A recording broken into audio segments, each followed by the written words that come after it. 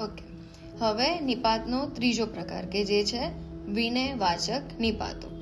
પહેલો પ્રકાર હતો ભારવાચક, બીજો કયો જોયો સીમાવાચક કે મર્યાદાવાચક, અને ત્રીજો છે વિનયવાચક. ઓકે, જેમાં વિનય, વિવેક, માન, મોભો કે આદરનો અર્થ દર્શાવતા હોય એવા નિપાતને શું કહેવાય? તો વિનયવાચક નિપાત. હવે આ બહુ ઇઝી કે એની અંદર ખાલી શું યાદ રાખવાનું? જી લાગે. બરાબર. ઓકે, શું છે કે ગુરુજીના દર્શનથી બધા દુઃખો જતા રહ્યા, રૂબરૂ મળ્યા તુલ્ય માની પધારસોજી, મારી હતાશાનું કારણ સ્વામીજી સમજી શક્યા નહીં. દાદાજી અમને વાર્તા કહેતા, બહેનજી આવશે.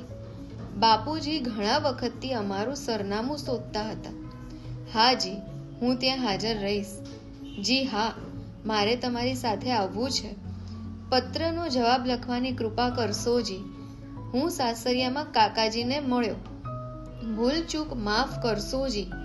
વનમાં વહાલાજી કને હું વસું છું નૈન. પિતાજી માતૃશ્રીને દેવ નથી જડતા, તેની આ ભાંજગળ છે. કૂંચી આપો બાઈજી, તમે ક્રિયા પટારે મેલી મારા મૈયરની શરણાજી. માતાજી, બાપુજી, દાદાજી, સાસુજી, સસરાજી બધા પધારવાના. આનો મતલબ એવો કે તમે જેટલાની પણ પાછળ જી લગાડો છો, મામાજી, ફુવાજી, બધા શું છે? નિપાત. કેવો? તો કે વિનયવાચક. આ પત્રનો જવાબ તરત જ લખશોજી. શાસ્ત્રીજી વ્યાસપીઠ પર પધાર્યા.